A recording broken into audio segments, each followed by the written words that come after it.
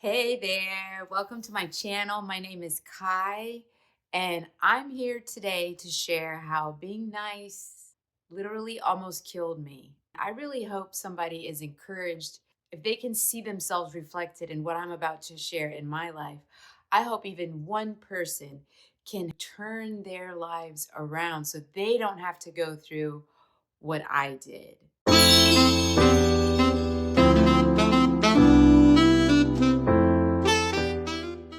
I'm going to tell you 6 different times in my life where I was being nice and it did not serve me well at all. But you see, it's what society, family, culture, even religion will use, especially for young girls, especially for young women, so that they can be controlled and dominated for whatever reason. Make sure you stay to the end because I'm going to share and explain what to do about it instead. Okay, so make sure you stay to the end. I wanted to start off by just sharing first from my childhood, then I'm going to go into adolescence, then I'm going to go into young adulthood, and then I'm going to go into adulthood. And I'm going to tell you at the end of the video what all of these instances, what it created. So make sure you stay till the end. My parents first got divorced, my mom and dad, when I was 8 years old. And like many kids, I felt like I was to blame. Like I must have done something wrong to make this happen. Why did this happen? It must have been me. And what I ended up doing being 8 years old was I used to become very fixated on, wow, if I keep my room really clean. And I remember I used to make my bed every day. I used to dust. I mean, it was like pristine, perfect. And that whole birthing of perfectionism came upon me. And it was my way of saying, wow, if I could be a good girl, maybe I could somehow fix this and it won't be my fault. So I'm calling that being nice, trying to be the good girl too. Another instance in my life when I was adolescence. So I was like 8 or 9. My mom ended up marrying my stepdad. I will tell you, I didn't like my stepdad. Looking back in hindsight, hindsight's 2020. As an adult, I get to look back and so many things make sense to me now, but then it didn't. So I didn't like him. But what I realized was, and I'll tell you that it got worse around 13 was when I was really butting heads with my stepdad. I really didn't like him. Well, at 13, I was a C cup. So I was 5'5". I was 2 inches shorter than I am now. I was 5'5", and I was 3 cup sizes smaller. And I was a C cup at age 13. So I looked pretty much like a grown woman. But I used to get lots of looks, lots of inappropriate comments, and things like that. And I don't care how old you are, but if you're a girl and or a woman, you know when you're being treated like that. And it doesn't make you feel comfortable and you don't like it. And as a young person, you can't put all of that together, especially when it's the person in the house that you have to obey and respect and follow orders on all counts. And my mom took it upon herself to really try to get me in order and to control me. She would shame me by shaming my character and my identity, like real stripping of it. Like she would say things like my heart was black and that I have ulterior motives and how everybody outside of the house thinks I'm this really nice girl, but everybody inside the house knows that I am not good. I got to do something about it, and I was bad. So then that would send me into tears, and I wasn't allowed to cry. So it's A, I wasn't allowed to be angry, A, I wasn't allowed to cry, and B, there was nothing I could do to fix the situation or to change it so that I didn't have to be treated like that. And the other thing is, that was the year that my stepdad became very connected to the church.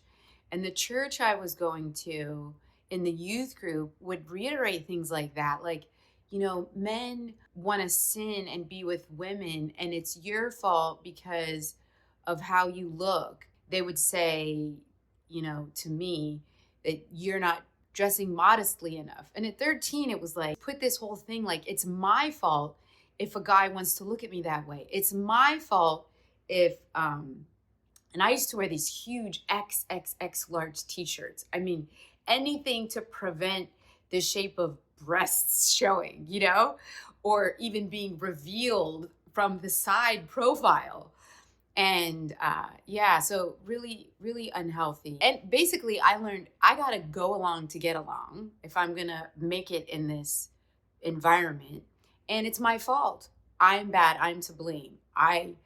I've done everything to be treated this way, and I must deserve being treated this way. So, I'll tell you, when I started having 11 years old is when I started chewing Tums all the time. And I remember I was 11 years old when I got my period, and my bag to go to school, it was always, stuff for my period in my bag and Tums.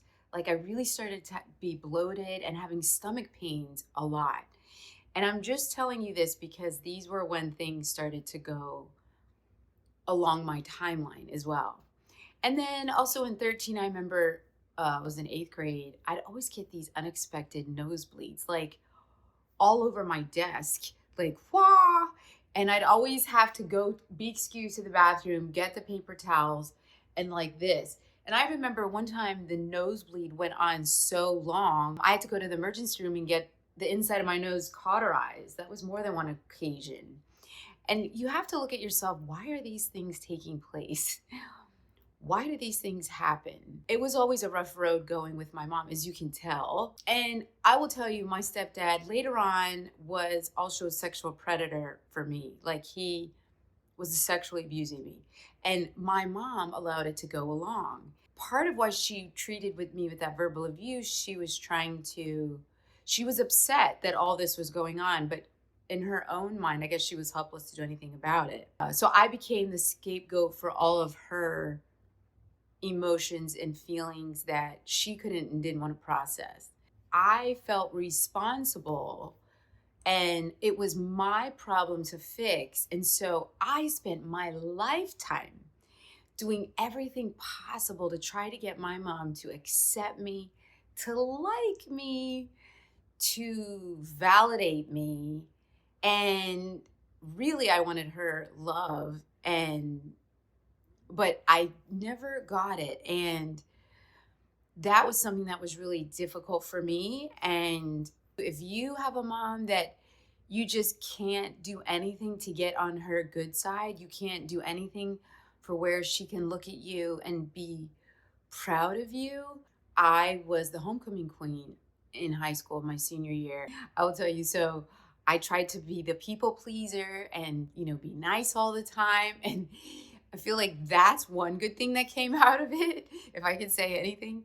But I remember I came home, I had my crown on my head, and I was like, I couldn't believe it because there were all these other girls that were so much more popular and prettier and everything. And anyhow, I just was like in shock and in awe, and I felt good, right? But when I got home, I had the crown on my head, and my mom was like, the first thing she said was, you better get that crown off your head before all that goes to your head.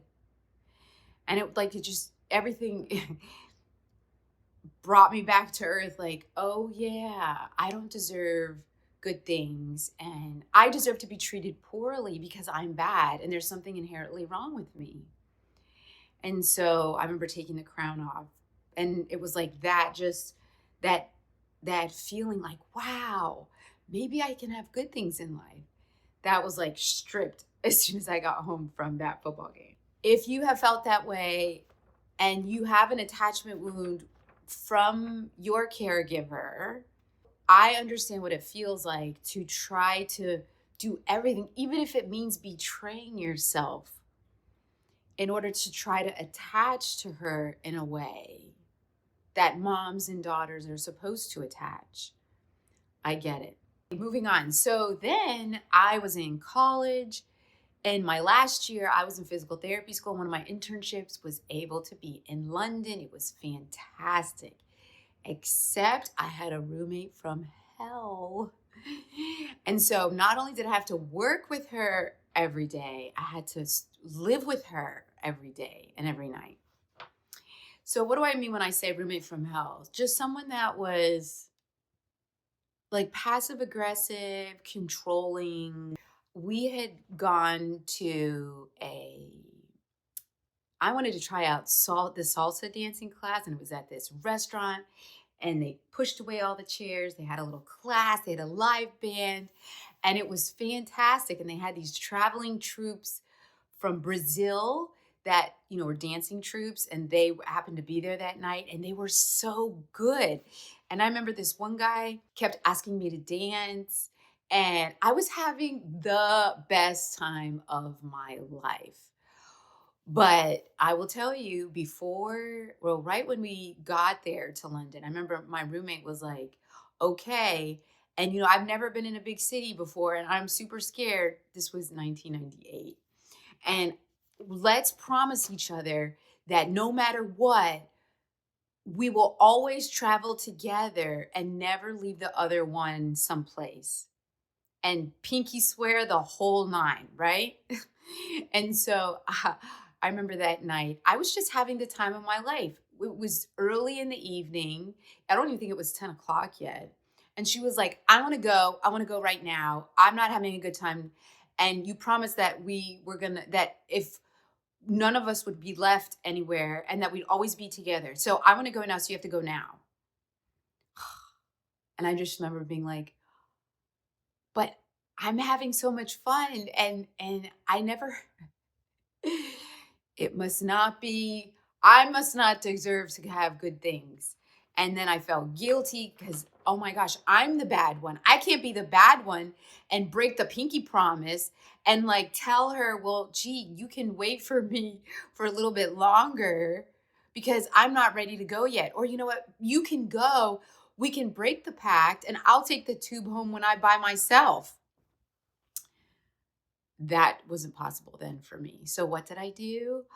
I told the guy and all of his friends from the dancing troupe, I'm sorry I have to leave because my roommate says I have to. And I remember it wasn't long after that, the next day, I got my first migraine. So I just want to tell you this timeline I had from age 11 when I started chewing Tums because I had IBS type symptoms. And then I had the nosebleeds, which didn't go on for more than a year or two. And then we go, and this is how much can you continue suppressing and how much can you continue to shove under the rug and how long can you talk to yourself with the harsh inner critic voice blaming yourself for everything, turning against yourself for everything. So that's when my tank of tolerance, or what the psych world will say, your window of tolerance came to like, whoop, there's no more tolerance. And I came out with my first migraine. First of many, and it was migraine with aura. So it was really scary. I had all these flickering white lights.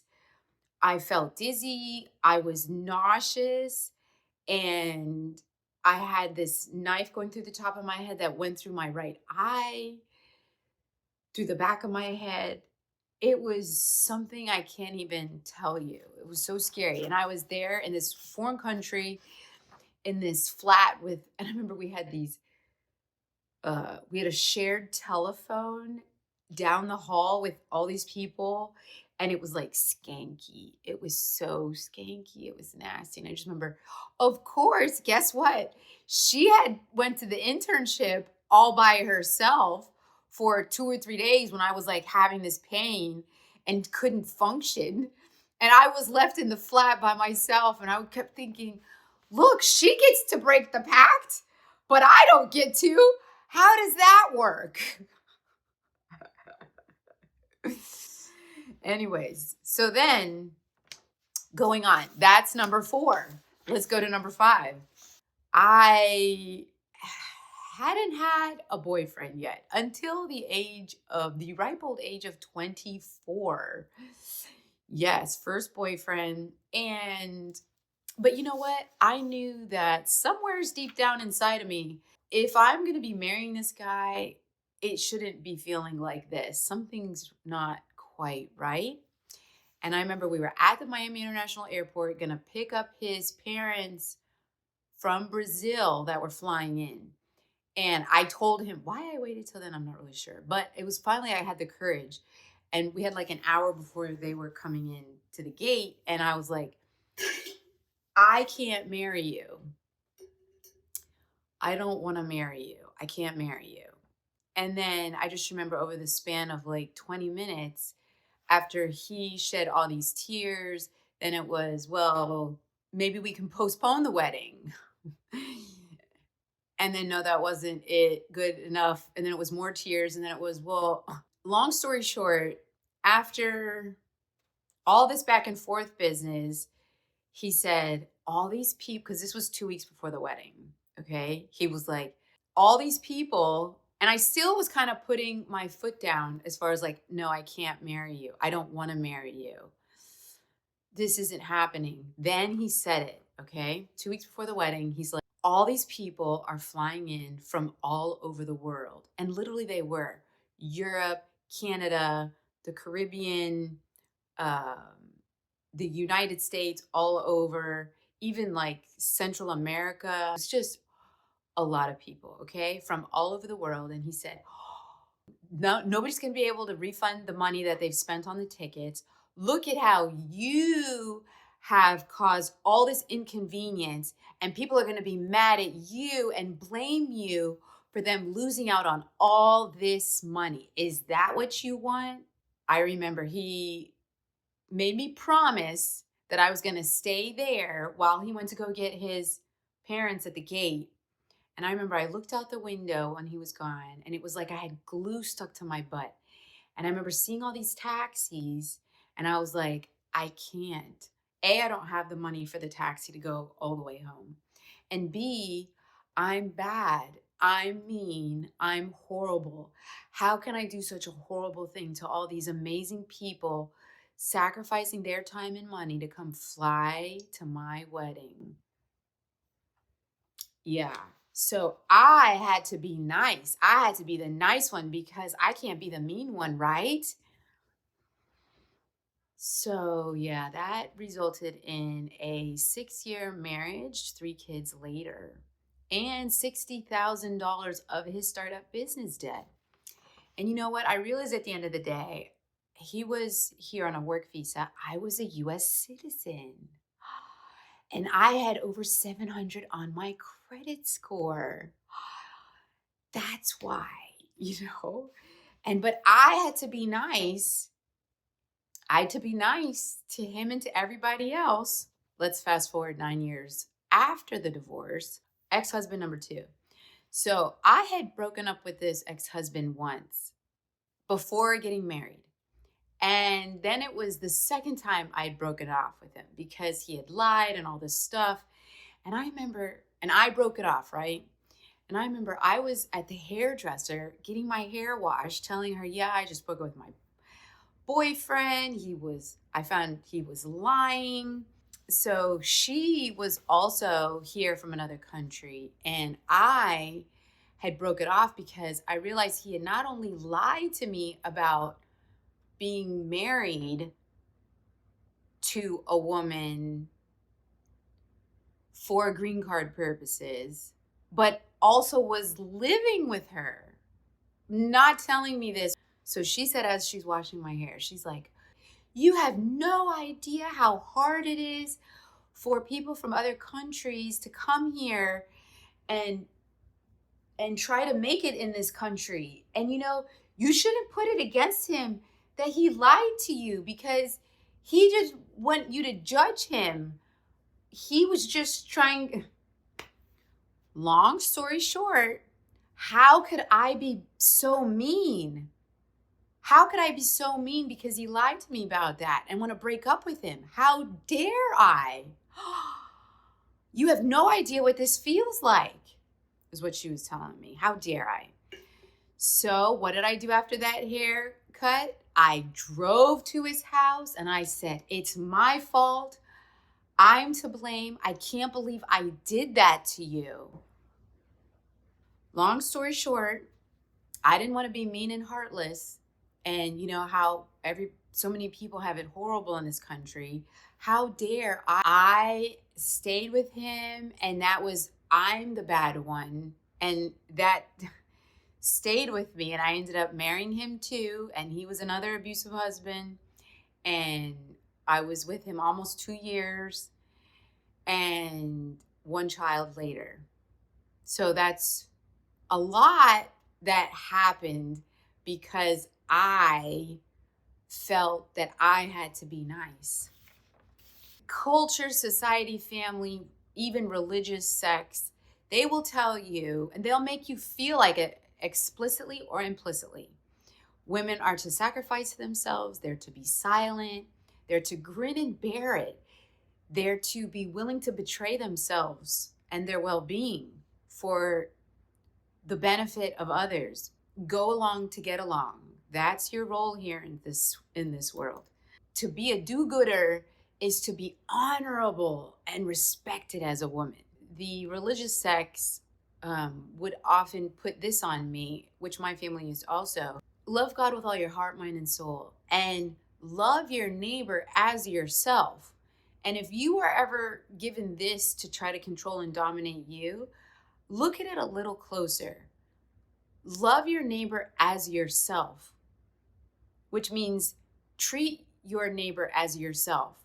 But what if you are treating yourself like crap, speaking to yourself like you wouldn't even speak to the worst, most horrible human being on earth, but you talk to yourself in these horrible ways?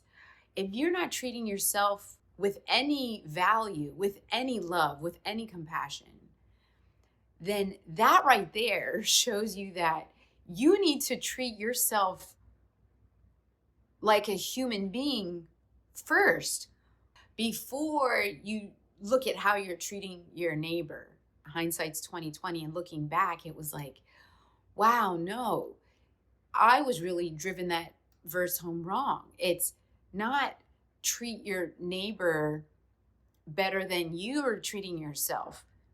It's treat yourself first with respect, with compassion, with love. Then, when you treat yourself like that, then you can treat other people the same way. I want to tell you that all of this was a feeling I had from the time I was really young. So I'm bad. I better try, that's the key word, effort, fix, it's my responsibility, it's my burden to bear. I have to do whatever I can to do because I'm the bad one. I'm to blame. It's my fault. Always had this guilt complex, and that I must say yes. I can't say no ever because I don't want to be rejected. I don't want to be abandoned. I don't want to be criticized, and I don't want to be judged. So this feeling, when you have this feeling and your nervous system wants to do whatever it can to protect itself against this feeling, because heaven forbid that I am criticized, rejected. It's a horrible feeling, and it's shame, and it really hits. Stephen Porges talks about this. It's below the diaphragm. It like hits all your organs and your gut, and it sends a message, this feeling, through to your brain, and your body remembers it.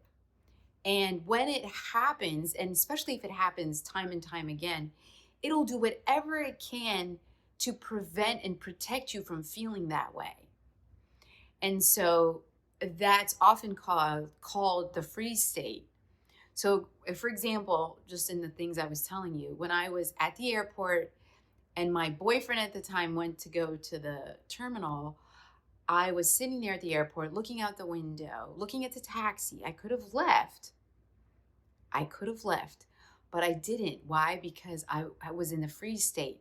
It was like my tush was 1,000,000 pounds in that chair, stuck with the worst kind of crazy glue. I couldn't move. And in my brain, and I was saying certain things to myself, and my body was also, my nervous system was trying to protect me. I want to tell you how strong that feeling of shame is. Emotional neglect. So that was something that I really suffered from and didn't realize it growing up.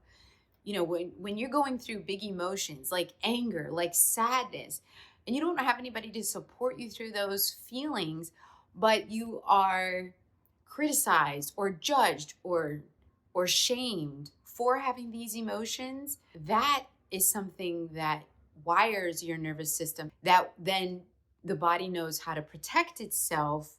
And then here's my final point. There's a lot of research done on how emotional neglect and these emotions trigger the nervous system. And when it's chronic and gone on for decades, then this is when chronic pain comes. This is when these symptoms that the doctor says, after you've had all the tests done, there's nothing wrong with you. Go on about your life. Here's some medicine to try to dull the pain. And migraine is a complex whole person disorder. And I'm here to tell you that it's here to protect you. So the idea of, if you're suffering from chronic migraines, chronic IBS, um, all of these other fatigue, insomnia, brain fog, all these other symptoms that go along with migraine, know that it's your body trying to protect itself because it was wired that way through experiences in your life.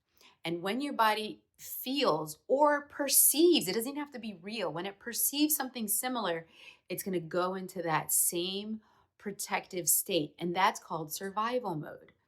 And when your body just can't live at that level, there will come a time when your body's like, I can't do it anymore.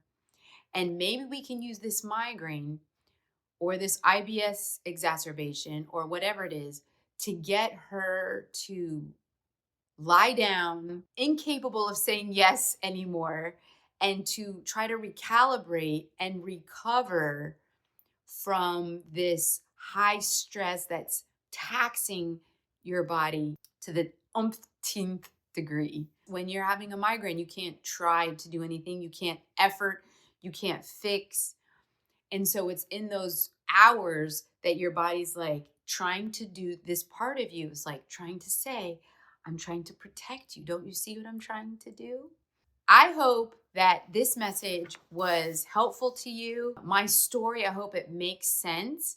I hope that you continue watching videos on my channel because I speak all about this and how to come out of it. But this video today was really about awareness so that you could see through my story in life what I had to go through and how being nice literally almost killed me, because at 44, I not only had migraine with aura, I had it chronic daily. I had taken a stool test and my IBS was so bad. I was right there. All I had to do was blink and I was at the very next level. I would have had be ulcerative colitis or Crohn's. It was in that category. I also had insomnia. All my hair had fallen out. I was I lost all this weight because I had chronic diarrhea. My skin looked gray. It was horrible. And if I would have continued on that route, I probably would have died because I'd become non-functional at that point, and I didn't have support system too, which is really important.